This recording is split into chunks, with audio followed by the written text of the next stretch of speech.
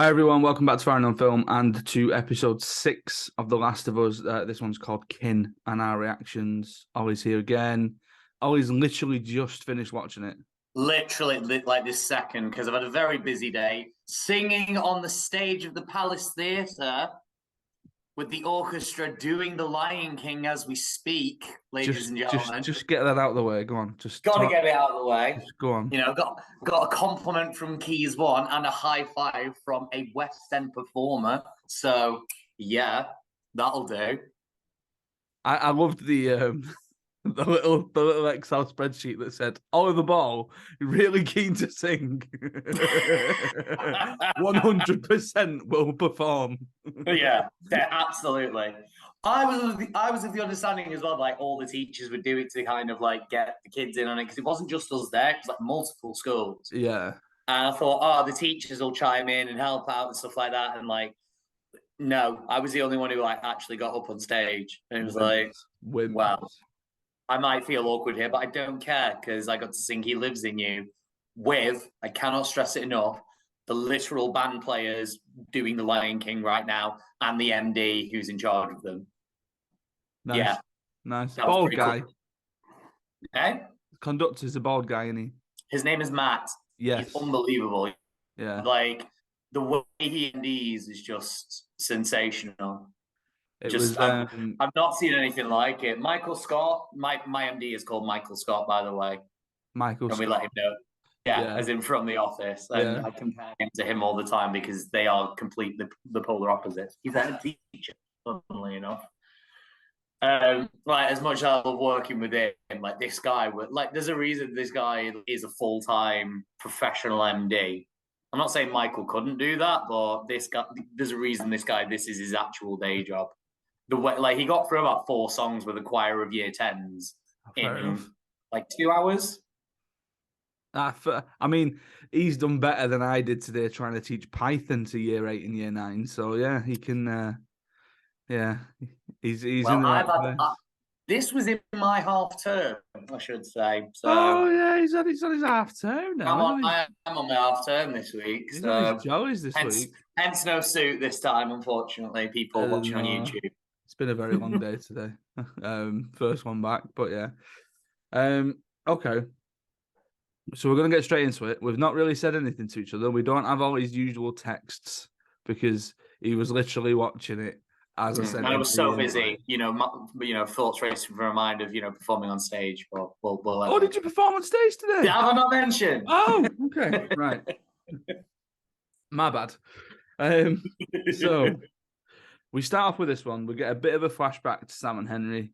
And then we get a time jump. We move 3 months. Much more like the game, that, isn't it? It is indeed. Much more like the game. Because there's a lot of times where it sort of just goes Seattle or wherever. Yeah. So yeah, that was something we said last week. Was this like last episode kind of made you sit with what Henry had done? Yes. And that I think that was better for it ultimately. But I did like that kind of this is like the version that we got in the game, by the way. Yeah, so we get the time jump. I love that couple in the little hut where they're just like, I don't really care. Like, you can do what you want to do. I'm the last. Like that old Native American actor who was in like everything in the 90s. Yes, and he was in. I tell you what, he was in. He was in Wind River, and he was really good in Wind River. He was in Green Mile, and he was very good in Green Mile. Yeah, I need to get his name because I didn't mean to do this. What is that? Some advert started playing. It's not Bo Bridges, is it? No, it's not Bo Bridges. Bo Bridges isn't Native American. I don't know why that name popped into my head. Right, here we go. Like less talented brother of Jeff. Oh, of course. Right, Last of Us episode 6. Now, obviously, they're not in the game. They're not in the game at all, and it's really sad. I wish they were. Very sassy. Graham Greene. Graham Greene. Was he in Twilight? Yes. Yeah, he was Jacob's dad, weren't he, in Twilight? Yeah. He's actually Canadian. Is he? Yes. Oh.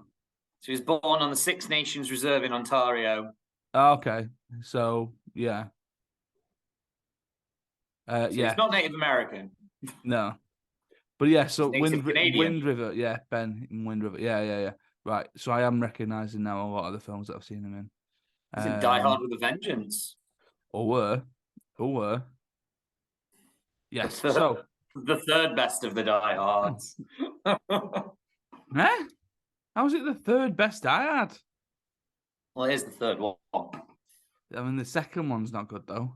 Yeah, that's true. Yeah, right. I quite like the fourth one, even though it's dumb. Jeez. Anyway, so that is I just had the character name. There we go. Marlon and his wife Florence. Florence. So they're warning them basically of don't go west, go east. You don't want to keep going that way because you'll get to the river of death. River of death. But Joel's trying to be all intimidating, and they're just like, God, you can do what you want. Like, you know, you made him soup. Yeah, I made him soup. There's a girl here as well. She's upstairs, and Ellie's just like, oh, can I come down now? And it's just like everything's falling apart on Joel's intimidation plan. They say, what's past the river? Death is past the river, so don't go past the river. And Graham Greene's got the gravitas to deliver that line as well. Yeah. Really good opening. Ellie tries to steal the rabbits, or she just steal the rabbits. And we get Joel's first panic attack. Now, interesting sort of divert from the games, because we didn't get any of this in the games. We didn't get anything to do with sort of mental state in the game. There's a very good bit to come where we delve a little bit more deeper into his mental state, which I think is quite an interesting character development. You know, they're carrying on walking, and then damn, but we're not going to the dam.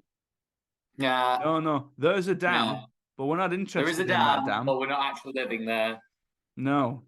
So which is weird, because that would be a very easy to fortify position. But like we said, like it'd be very expensive to film in one of those. It's much easier to just have what they had, which was an open lot.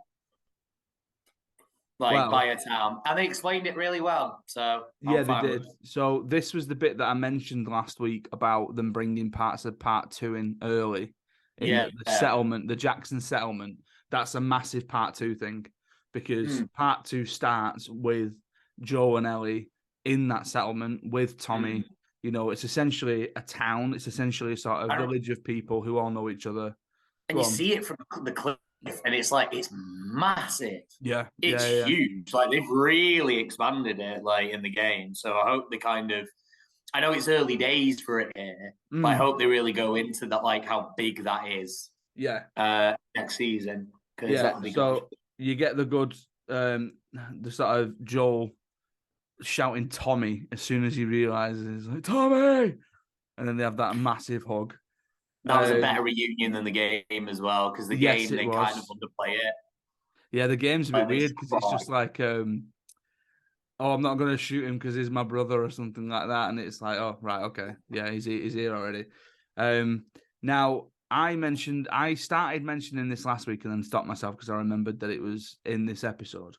But the bit where they're all sort of sat around the table and they're eating, and Joe says, Ellie, we're going to mind our manners. And then Ellie goes, what do you want, to a random girl? I think that's Dina. I think that's a little Dina Easter egg for part 2. Yeah. Because that's where Ellie and Dina meet. So I think that's a little Dina Easter egg. Whether it's the same actress or not when we get part 2, but I think that's a little Dina Easter egg. Yeah, that would make sense. I didn't get enough of a look at her to see one way or the other. You know, white, brown hair in a plait. Yeah. I just thought, you know what? I reckon there's good. I'm not probably the only person who's saying online now that was Dina. I reckon there's going to be loads of people going, that was Dina. That was Dina. Yeah. That was Dina. Here's my little theory as to who that is. It'll be one of them. It's not exactly a hot take, is it? It's a no, not at all. No. It's quite a sensible take, and it would be I would like that to not be answered though. I'd like Druckmann Amazing to be like, ooh, wouldn't you like to know? Was it deep? I reckon there's going to be loads of like, you know, like on Lad Bible where it's like, did you see the hidden Easter egg? You'll never guess who this was. Who do you think this was? Yeah. Pure clickbait. I've got a mate who works at Lad Bible. Do you want me to ask him if That's going to be a Are thing. you planning on running this article? Are you planning on like editing together some Would you please like to video? quote the Farrand on Film podcast as being Farrand on Film believe that this is cutting edge reporting from Farrand on Film. You can take that. Yeah. I don't want paying for it. Stick it on there. Exposure. Right. Introduce her to a horse who, this is Shimmer, which is Ellie's horse. Ellie rides Shimmer quite a bit, especially in the second game, I want to say. Mm-hmm. There's a bit of horse riding in the first one, but it's mainly Joel, from what I can remember. Yeah, it is.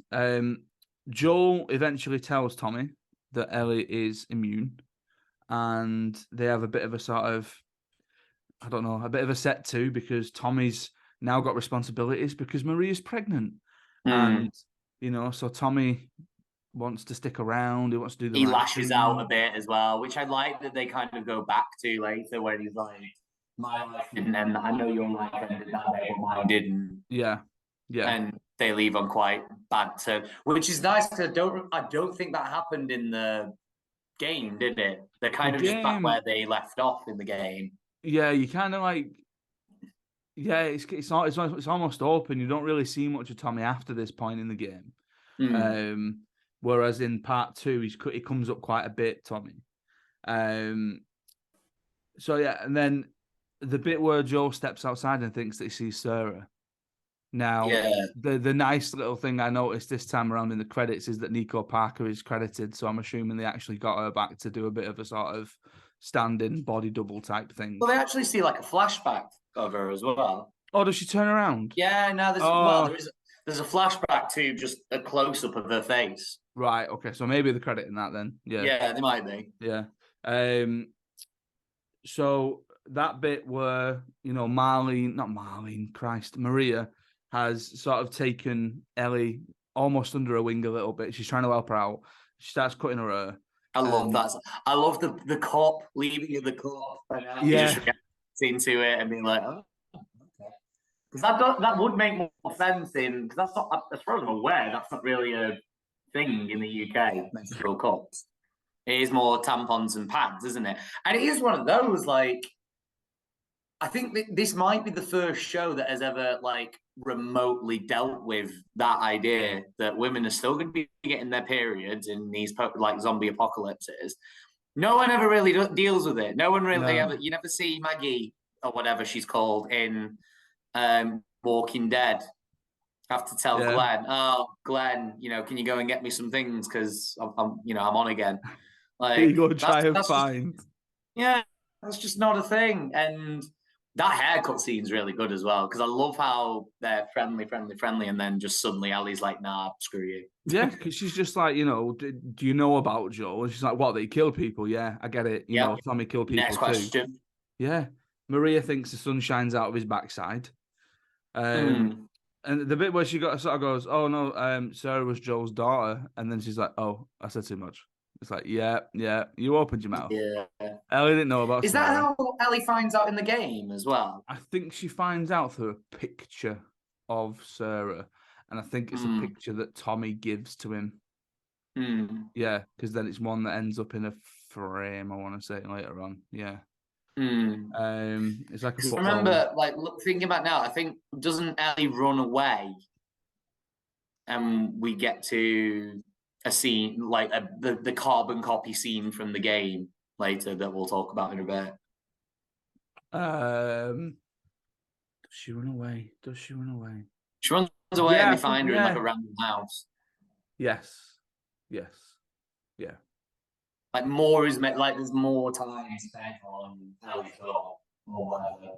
Yeah, there's a couple of things that I think they end up quite quickly stitching in from the game in this episode, because we do spend a lot of time at the settlement, which is fine. But I think there's the last 10 minutes or so do a lot of heavy lifting.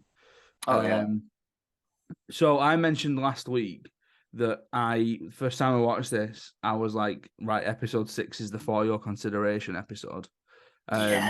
First point of that, Tommy and Joel in that little sort of like garage come warehouse. That's Like the Pedro. cobbler's shop or whatever it Yeah, is. yeah. That's Pedro's. That's Pedro's, That's yeah. Pedro's for your consideration. Yeah, because Yeah. you never see Joel in that state at all in the games. No. At all. No, And you don't. just Yeah. it was incredible the way he kind of just breaks down and the because again, yeah, he doesn't really freeze. You can't think of him freezing at any point in the game. But mind you, one of the clever bits was I never thought of him as freezing beforehand anyway in the show. And he's pointed that out, and it's like, oh yeah, you kind of did. Yeah. Okay, yeah. It's that sort of like honest truth of him going, I don't think she'll survive if she stays with me. So like I think this is going to be the best case that she goes with you essentially. And Tommy begrudgingly goes along with it. And then I think we get the Bella Ramsey for your consideration. The carbon copy from the game. Yeah, in the you have no idea. No, not carbon copy, because it was missing my favorite line. Because I love it. And it is just Troy Baker's delivery of it in particular. Ellie, you are treading on some mighty thin ice here. I know it's just like very, very hick, but the way Troy Baker delivers that and the way Joel says it. Yeah. It's very similar to him having said, no, not another word. But I swear Joel actually does say that. I think he does, yeah. But then the one that this is sort of being picked up on is the you have no idea what Ross is, and that sort of like cutting line straight into Ellie. Which is it's like emotional, and it's it is what it is. I think I would have liked a little bit more between this scene and then the next morning Ellie just going, "Nah, I'm coming with you." Yeah, but I think to be fair, that's the game really forces you to ruminate on it, doesn't it? Yeah. Like you escort her back and like all the interaction, like. I swear you can kind of interact with her throughout the game almost at whim, can't you? And you can just strike There's a lot of time. There's actually an achievement in the remake or remaster, whichever one you want to call it, where if you interact with every single one of Ellie's additional interactions. So there are times where like it comes up as like a speech mark or a speech bubble even with 3 dots in it, and you have to physically press triangle to then prolong the conversation. There's a lot of jokes that happen that way with the book and stuff. But there are extra like curiosities and questions and stuff like that she has. Yeah. And like that's a moment in the game where, if I remember correctly, there's none of that. No. Because shockingly, having said that to her, she doesn't want to talk to you. No, and then what I'm finding at the minute, because I've finished part 2 again. So I'm going back through and trophy hunting. And I've just got all of Abby's coins, and I'm now needing to go and get all of Ellie's trading cards. And I'm doing it in an almost like a speedrun fashion. So I'm actually feeling quite ignorant when I'm walking down the street with Jesse, and he says, "Hey, what was that thing that you wanted to say to me before?" And it comes up to press triangle, and I'm like just going, Nope, I'm going. Yeah. I'm going. I've got to go get this. Doesn't the game acknowledge that, though? It's like, oh, all right, then. Sometimes it kind of just goes, oh, okay. And then, well, like I've tried to run past the WLF in part 2, and Ellie just shouts, "Move it," or "leg it," or something, or, run or something like that. And I'm leaving people behind shooting at me. But yeah, fun. So despite the breakdown, Ellie wants to stay with Joel because he says, I was going to steal a horse, but I've been here for half an hour, and you need a choice. I think you should have a choice. And she kind of just goes, "Well, I'm sticking with you." Cuts him off. Doesn't let him say his like prepared speech, which I do like. So, well, I'm staying with you. So, keep moving. Nice little bit of target practice. Yeah, I liked that since they had to skip over the original rifle lesson. That was a good way to do it. Yeah. And then when I was a kid, I wanted to be a singer. Because, we know Joel wants to be a singer. He wants a bit of a sing-song. He likes playing guitar. Yes, he does. They get to the university. Are those monkeys? Is this the first time seeing a monkey? Yes, it is. First time Yes, seeing it a is. monkey. Oh, okay. Are we going to make something of this? We get a jump scare, but Yeah. that's it. Well, even then, that wasn't like it was almost a damp squib of a jump scare, which I kind of appreciated. But it's bigger in the game in that like you hear the noise coming from like down the corridor, and Joe goes and you walk really slowly, and eventually he opens the door and it's just a monkey. Well, you've actually had to fight through stuff in the Unity yeah. So the danger at the university, these people sort of appear. Joe kills the guy, snaps his neck, but then gets stabbed. And then, right, this is a tiny detail. Oh, here we go. This is a tiny detail, but Joel would know this. Why did he take it out? Yeah, fair enough. Like most people, he should like not have taken it out. Maybe it's our teacher training. I don't know if it's come in with teacher training, like the little lip service to first aid that we've got to give in training. But I feel like most people. I am an emergency first aider. Well, it's more than just little lip service. Thank you very much. All right, God. But yeah, she would leave that thing in. Yeah, but like exactly, like even I'm not a trained first aider, and it's not just because I'm a science teacher, but I feel like that's kind of more common knowledge now. You don't take the bloody thing out. Don't take it out. And Joel would know that. Yeah. I'd understand if it was like Ellie with it in. And then there's a kind of naive sort of just going. Yeah, exactly. Because I get a kid not knowing that, but someone who's been through the ringer as much as Joel has been stabbed, I'm pretty sure.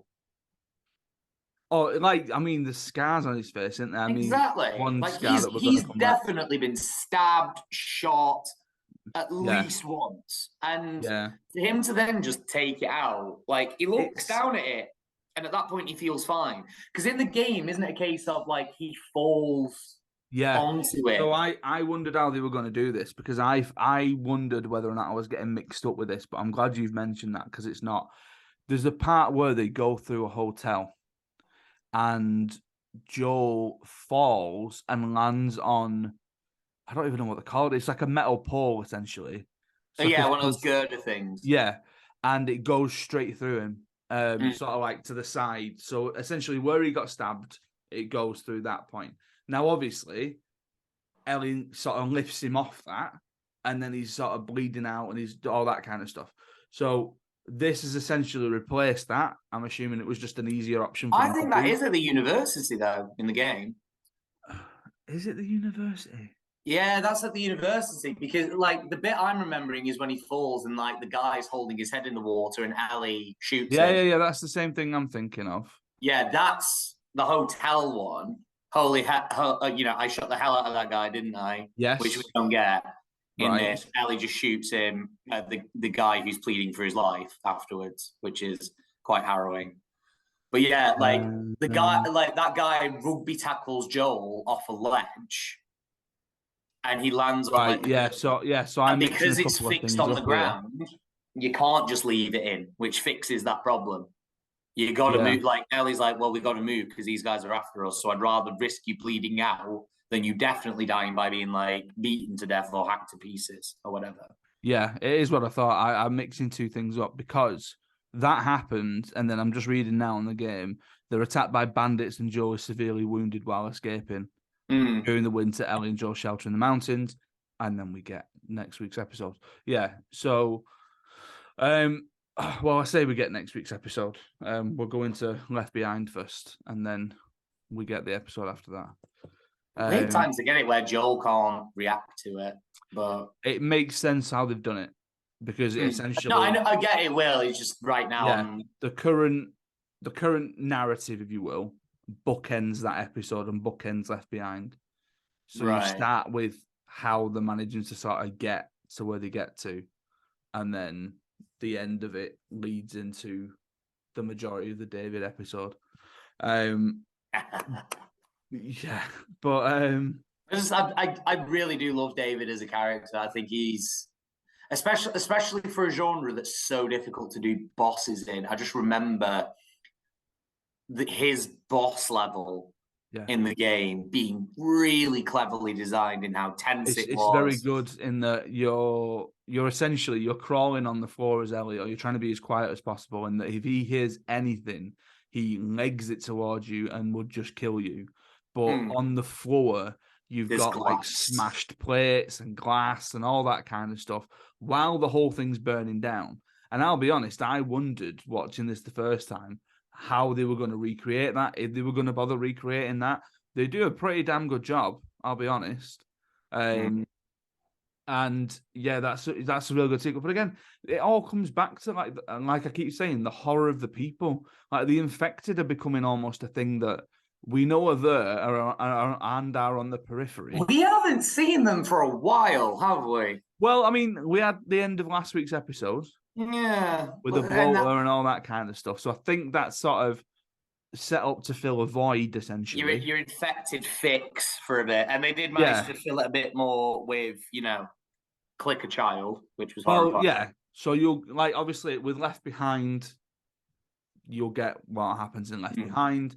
And then, it kind of just goes that way. But even, like, playing Part 2, with Part 2, you get the Seraphites, you get WLF, you get Abby and the Seraphites working together, or some of the Seraphites anyway.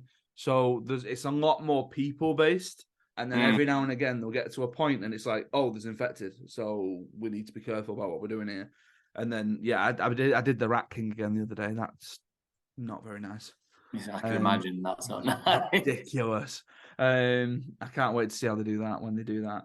But Joel collapses at the end of the episode. He falls off the horse. And then, in my opinion, the most emotional needle drop that you're going to get in this series. The return to Never Let Me Down Again, but a cover version where it's slower, it's calmer, it's going back to episode 1 when Bill and Frank were playing it because there was danger and something wasn't right because it's an 80s song, Turns out the person who sings that cover, because I Shazammed it, is Jessica Mazin, who I'm assuming is some relation to Craig Mazin. Oh, big Craig. And you can't get it anywhere. It's not available yet. So I'm assuming that they're going to release it. Exclusive release. Yeah. But I thought it was a very good ending, very emotional ending. I watched this again today because... more like Kinel. Oh, dear. There we go. Oh dear. I watched this again today because my screener site wasn't working, and it turns out it's because they've changed how they're releasing the episode. So apparently I get access Wednesday to Sunday now, rather than after Sunday, where I was going to watch it yesterday and then today, and I couldn't do. And yeah, so I'm going to end up watching it again tonight because Amy came back from work with about 4 minutes left of the episode, and she went, should I be in the front room? And I was like, if you can do something else for 4 minutes. And not be in the front room right now. Just in here. Come back. I will watch it after, Yeah, go away. I'm like, I don't think I've ever done this with a show, but I'm watching each episode like 3 times before the time we get to the buddy final. I think I'm going to binge it again once they're all done, because Georgia has said she does want to watch it, but she wants that binge. Right, okay, fair enough. So I'll end up watching it again with her, getting her take, because I'll be interested to know how much of the story she knows. She's aware of the concept of the show. Yeah. So I'll be interested to see like how many beats she can guess and stuff like that. Be interested to see what she thinks about the Bill and Frank episode.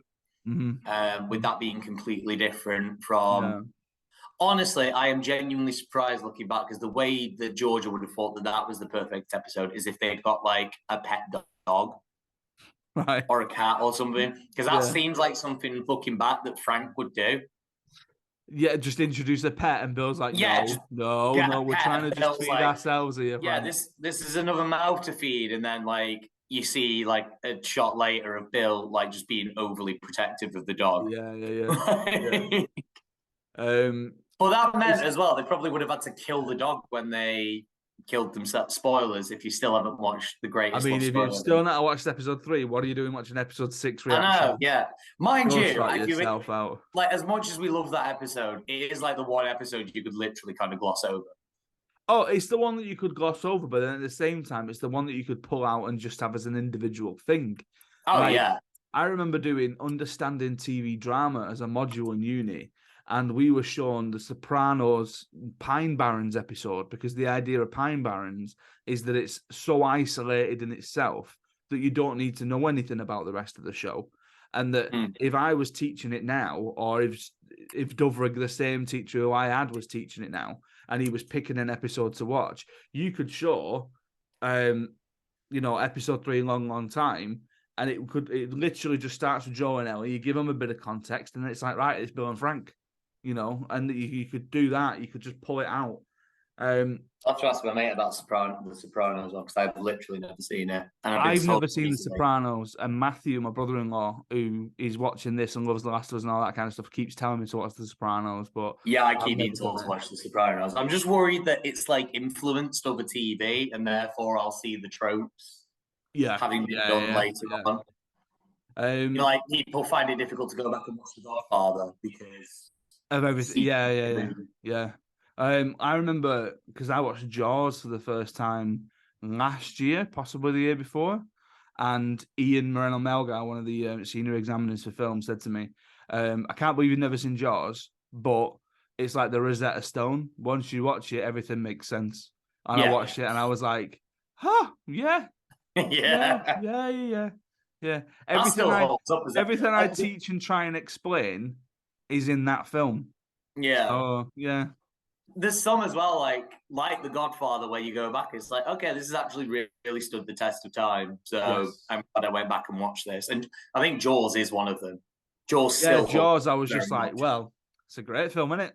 And they're not afraid to kill a kid. And did you hear that it helped solve like a Jane Doe case? Did it? Yeah. There was a woman who was unidentified as a murder victim in like the Keys area for years. And whose son was it? I'll have a look for it. We'll turn this into a true crime podcast to up your metrics. But it's a genuinely fascinating case.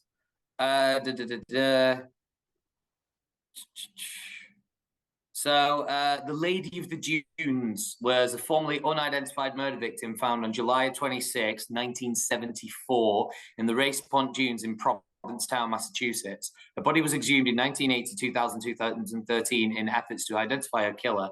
On October 31st, 2022, the FBI field office in Boston announced that the victim had been identified as Ruth Marie Terry. Who was it? Oh, I've lost Oliver. Well, how very dare you? I know. It's just restarted on me for no reason. I'm really glad it waited until the end, like the actual discussion, and we'd gone off on a tangent talking about the Jane Doe, the Lady of the Dunes. But it did give me the time to actually research it as well. Go on then. So I found out who it was. So in August 2015, speculation arose that the Lady of the Dunes may have been an extra in the 1975 film Jaws, which had been shot on Martha's Vineyard, specifically the village of Menemsha, around 100 miles south of Provincetown between May and October 1974. Joe Hill, the son of author Stephen King, brought this to police attention after reading The Skeleton Crew, How Amateur Sleuths Are Solving America's Coldest Cases, just weeks before. While watching the film's 4th of July beach scene, Hill spotted a woman in the crowd wearing a blue bandana and jeans, similar to those found with the body. Although a lead investigator has noted interest in this lead, others have described it as far-fetched and wild speculation. But it is after this, and not long after this, that she was effectively given... she was given an identity of what was it again? Ruth Terry Marie. I don't know if they've ever solved the murder though. It doesn't seem like they have. Because it seems like that prime suspect died before they could interview him. Joe Hill wrote the novel that The Black Phone is based on. That came out last year, and it's quite a lot of stuff now that I'm being recommended on Kindle because I've got a couple of his books, so that's very interesting. Yeah, true. Georgia listens to a lot of true crime, so I get snippets of it. And this was recommended in my YouTube.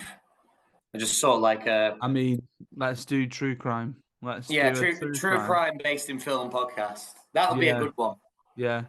Just Or just, true crime that we see on a daily basis. Someone littering, yeah. Who will tackle the Tottington litterer? I don't know.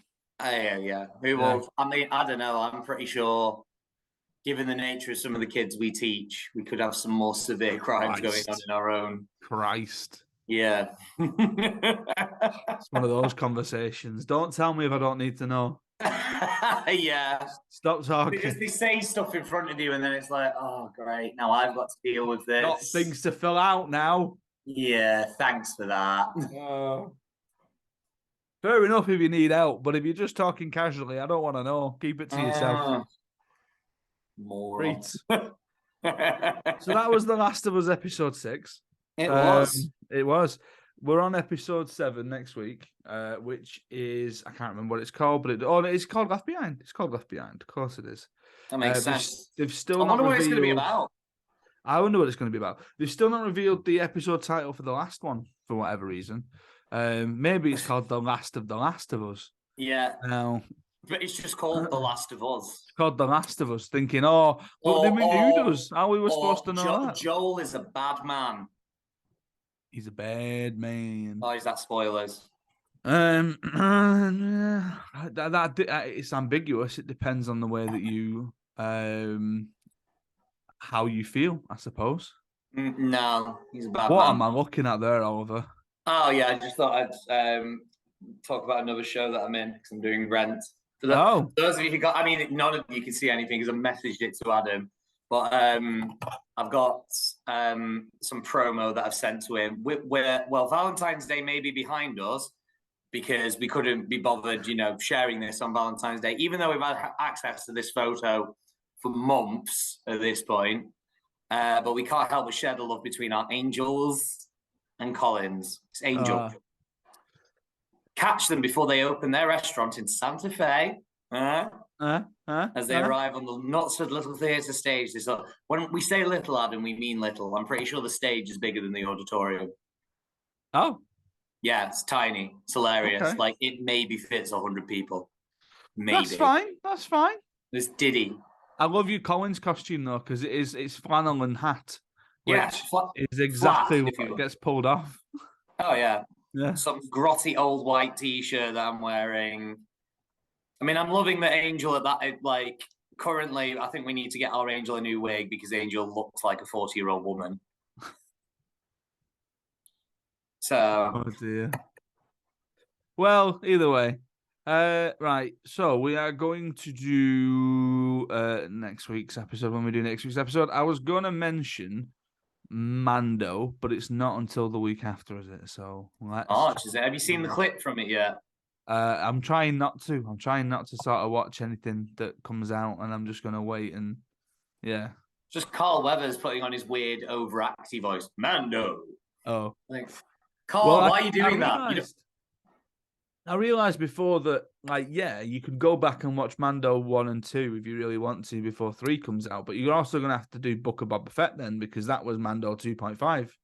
So you remember the bits from that? It's just he gets his N1, which I've got a beautiful Lego figurine of. Yes, and he gets Grogu back. And that's weird because I swear out of everything that is what they will focus on because they will be aware. Yeah, well, a lot of people won't have watched Book of Boba Fett. Well, it was barely a season in itself. Yeah, Boba Fett, I think they've realised, is what the Hulk is to Marvel. He's a fantastic supporting character, but you cannot give him his own standalone. Yeah, it don't work, does it? Don't work. Right, let's wrap this up then. So if you want to help support the podcast, you can go over to our sponsor Raffle Tees and use the code Farrand. That's FARRAND for 15% off your order. You can follow me on Twitter at Adam Farrand. You can follow him on Twitter at OJ if you really want to. He tends not to tweet things. He tends to just at people. Yeah, I'm just a bit of a troll. Like I don't have enough of a following really to actually I just piggyback off other people and get their likes instead. So. there's a lot of City stuff.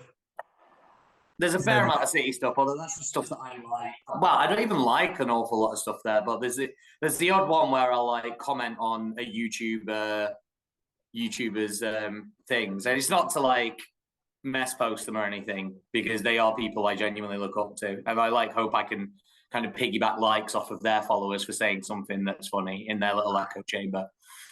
Fair enough. And yeah, so thank you very much for watching. Thank you very much for listening. We'll be back next week. We're nearly there, people, but it's been a good show. Nearly there. It is a good show. Yeah, we've not got too long to go, so we will see you next time. Bye.